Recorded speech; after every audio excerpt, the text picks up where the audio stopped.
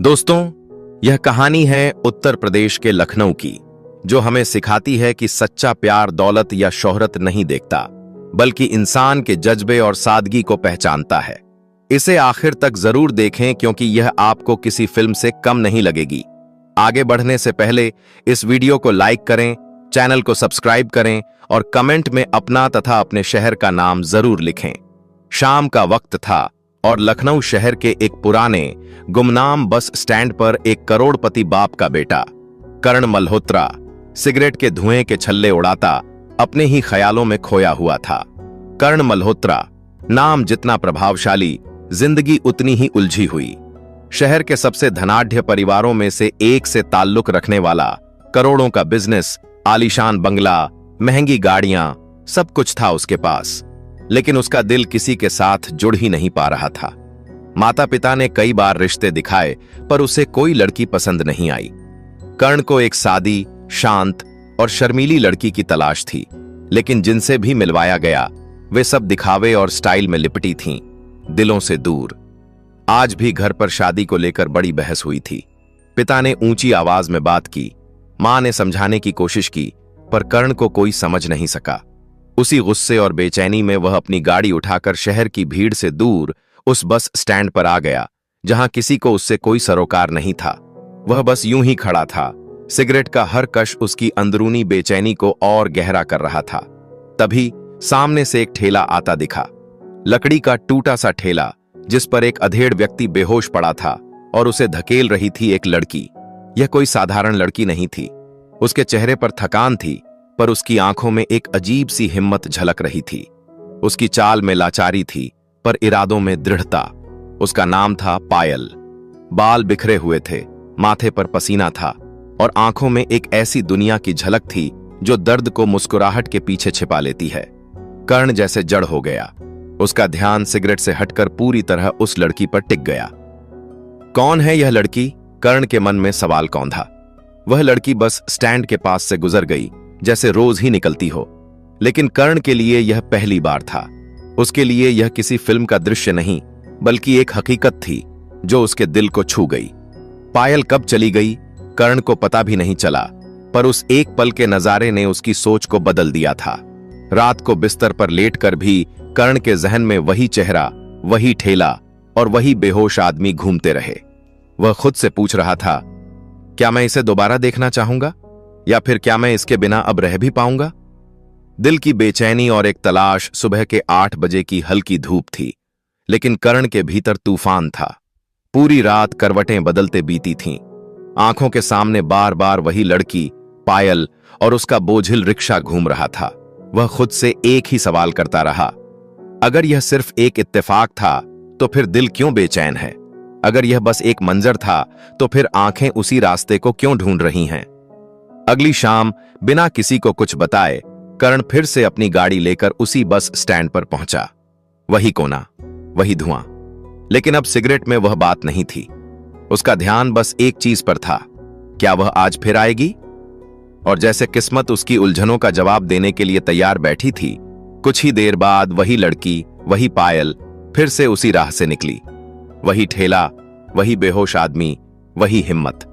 लेकिन आज कर्ण सिर्फ देखना नहीं चाहता था, वह जानना चाहता था। जैसे ही पायल थोड़ा आगे बढ़ी, कर्ण फौरन अपनी गाड़ी में बैठा और उसका पीछा करने लगा। उसका दिल तेज धड़क रहा था, पर निगाहें ठेले पर थीं। पायल सीधा एक छोटे से गांव की ओर जाने वाले रास्ते पर मुड़ गई। रास्ता कच्चा था, लेकिन उसके हौसले पक्के थे। गांव के एक कोने में बनी पुरानी सी चौकी के पास जाकर उसने ठेला रोका। उस आदमी को सहारा देकर एक ऑटो में बिठाया और खुद भी उसके साथ बैठ गई। कर्ण ने बिना देर किए अपनी कार ऑटो के पीछे लगा दी। रास्ते भर वह सोचता रहा, यह कौन है? इसका क्या रिश्ता है इस बेहोश आदमी से? और पायल की आंखों में इतनी चुप्पी क्यों है? ऑटो एक छोटे से गांव में जाकर रुका। गांव के बाहर एक टूटी फूटी दीवारों वाला छोटा सा मकान था। न बिजली का कनेक्शन, न दरवाजे की घंटी, बस एक आंगन, एक चौखट और ढेर सारी खामोशी। पायल उस आदमी को सहारा देकर घर के अंदर ले गई। कर्ण दूर एक पेड़ की ओट में खड़ा रहा और अंदर से आती आवाजों पर कान लगाए रहा। अंदर की बातचीत ने कर्ण के रोंगटे खड़े कर दिए। फिर से पीकर आया है, तू कब तक इसे घसीटती फिरेगी पायल? यह एक औरत की आवाज थी, शायद उसकी मां। और फिर पायल की सधी हुई पर कांपती आवाज, मां, ये मेरे पापा हैं, चाहे जैसे भी हों, लेकिन मेरी जिम्मेदारी है। अगर मैंने इन्हें छोड़ दिया तो लोग कहेंगे कि बेटी ने बाप को सड़क पर मरने के लिए छोड़ दिया। कर्ण की आंखें नम हो गईं। एक लड़की जो खुद घिस घिस कर जी रही है, वह भी उस बाप की सेवा कर रही है जिसने शायद उसके लिए कभी कुछ नहीं किया। पायल की मजबूरी में भी एक इज्जत थी और उसकी थकावट में भी एक इबादत। कर्ण समझ गया था, यह कोई आम लड़की नहीं है, यह वही है जिसका वह बरसों से इंतजार कर रहा था। उस रात कर्ण की आंखें बंद नहीं हुईं, पर दिल पूरी तरह खुल चुका था। पायल की वह आवाज, ये मेरे पापा हैं, बार बार उसके कानों में गूंज रही थी। उसकी नजरों में अब वह लड़की सिर्फ खूबसूरत नहीं थी, वह बहादुर थी, समझदार थी और सबसे बड़ी बात, दिल की अमीर थी। एक अटूट फैसला और सच्चाई की परतें। अगली सुबह कर्ण ने तुरंत फोन उठाया और एक नंबर मिलाया, अपने बचपन के दोस्त विवेक का। विवेक उसी गांव में पला बढ़ा था जहां पायल रहती थी। विवेक, एक बात पूछनी है। तुम्हारे गांव के बाहर जो पुराना मकान है जिसमें एक लड़की रहती है, नाम शायद पायल है, उसके बारे में क्या जानते हो? कर्ण ने एक सांस में सब पूछ डाला। विवेक कुछ देर चुप रहा, फिर गहरी आवाज में बोला, भाई, तू किस चक्कर में पड़ गया है? वो लड़की बहुत अच्छी है, लेकिन उसका हाल बहुत बुरा है। मुझे सब जानना है। कर्ण की आवाज अब गंभीर हो चुकी थी और फिर विवेक ने जो बताया वह सुनकर कर्ण की रूह कांप गई। पायल के पापा कभी सब्जी बेचते थे, शादी के लिए कुछ पैसे भी जोड़ रखे थे, लेकिन एक दिन अचानक एक्सीडेंट हुआ और सारा पैसा इलाज में लग गया। ठीक होने के बाद वो गम में डूब गए और शराब में भी। अब हाल यह था कि रोज पीकर गिर जाते थे और उनकी बेटी, वही पायल, हर शाम उन्हें ढूंढकर घर लाती थी ताकि कोई तमाशा न बने, ताकि लोगों के बीच उसकी इज्जत बनी रहे। घर पर कर्ज चढ़ चुका था, कई लोग दरवाजे तक आकर धमकाते थे। एक आदमी तो यहां तक कह गया, अगर अपनी बेटी की शादी मुझसे कर दो तो कर्ज माफ कर दूंगा। वह आदमी उम्र में पायल से लगभग दोगुना था और उसकी नीयत में खोट साफ झलकता था। लेकिन पायल ने हार नहीं मानी, अपने पिता की जगह खुद सब्जी बेचना शुरू किया। सुबह घर का काम, दिन भर ठेले पर, शाम को फिर अपने पिता को घसीटना। एक लड़की जिसने अपने सपनों की कीमत पर अपने परिवार को बचाने की ठानी थी। कर्ण की आंखों में आंसू थे, पर इस बार वो आंसू किसी दर्द के नहीं बल्कि इज्जत के थे। विवेक, कर्ण ने धीमी आवाज में कहा, मुझे उसी लड़की से शादी करनी है। यह फैसला मैंने दिल से नहीं, आत्मा से लिया है। विवेक एक पल के लिए चुप रहा, फिर बोला, भाई, अगर तू सच में ऐसा सोच रहा है तो तुझसे अच्छा कोई रिश्ता उस लड़की के लिए हो ही नहीं सकता। कर्ण ने कहा, तू बस मुझे बता दे, वो सुबह के वक्त घर पर मिल जाएगी ना? विवेक बोला, सुबह 8 बजे तक वह घर पर रहती है, फिर सब्जी लेने शहर निकल जाती है। कर्ण ने फोन रखा और गहरी सांस ली। इस बार वह किसी लड़की से मिलने नहीं जा रहा था, वह जा रहा था अपनी जिंदगी की सबसे सही पसंद को अपनाने। एक नई शुरुआत, सादगी से भरा रिश्ता। अगली सुबह, अभी सूरज पूरी तरह निकला भी नहीं था, लेकिन कर्ण तैयार था। दिल में फैसला, हाथ में फूलों की जगह इज्जत और आंखों में उम्मीद। सूट बूट पहनकर उसने गाड़ी निकाली और सीधा गांव की ओर रवाना हो गया। रास्ते में बार बार खुद से कहता, कैसे कहूंगा? क्या पायल मुझसे शादी करना चाहेगी? क्या उसके माता पिता मेरा भरोसा करेंगे?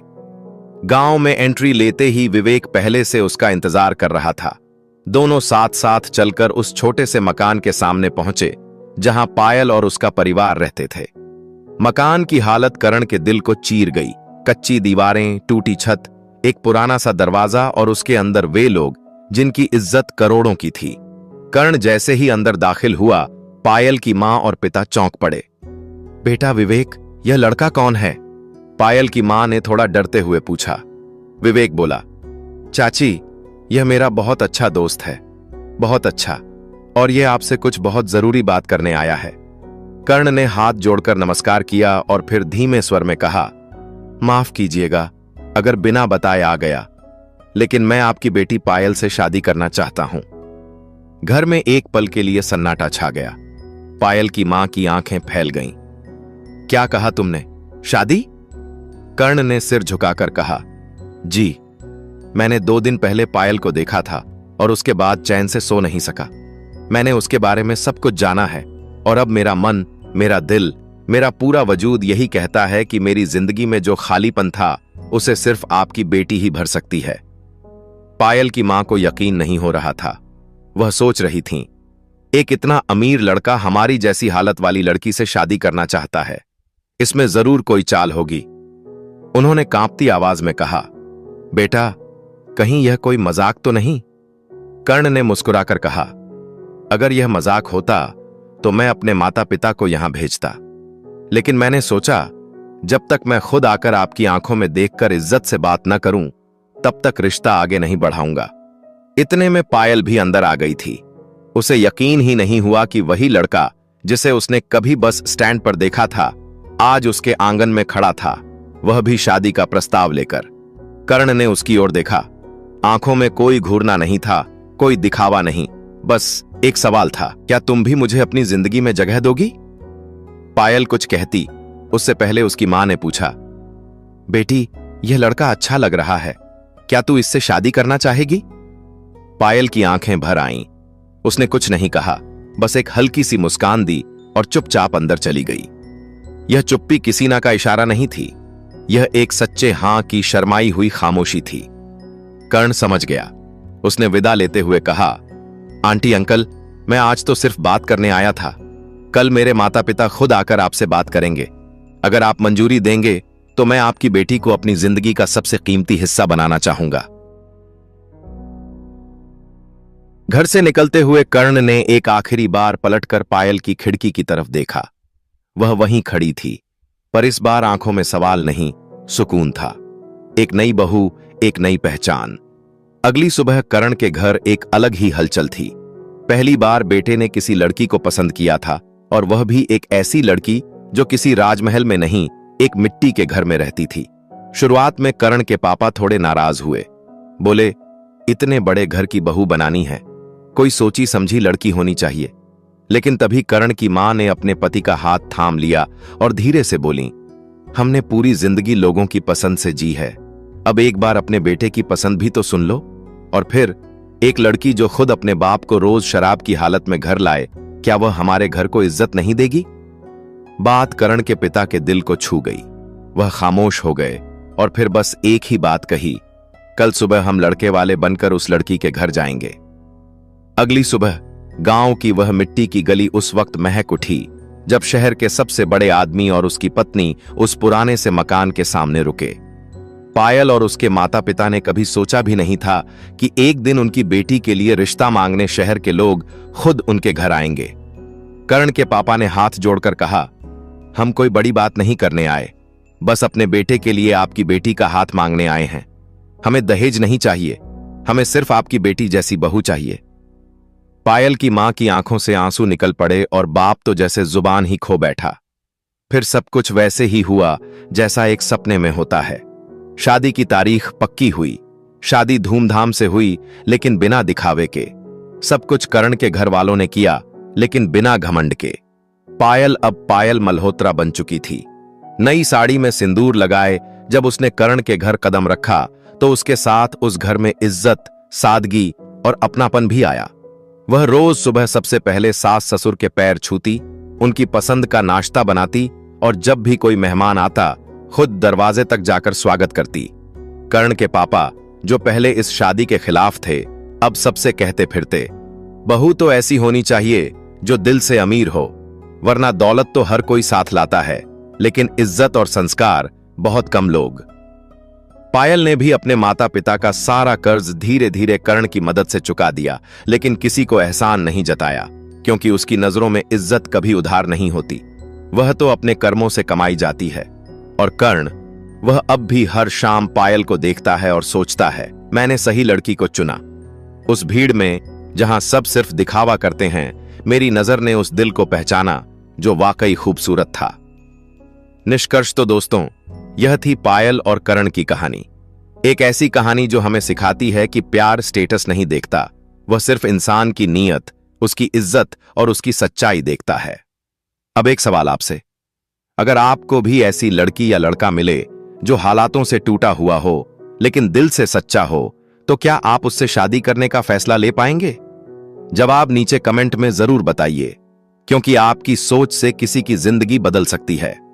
अगर कहानी अच्छी लगी हो तो एक प्यारा सा कमेंट, एक लाइक और हमारे चैनल न्याय की कहानी को सब्सक्राइब जरूर कीजिए, ताकि हम फिर मिलें एक और दिल छू लेने वाली कहानी के साथ।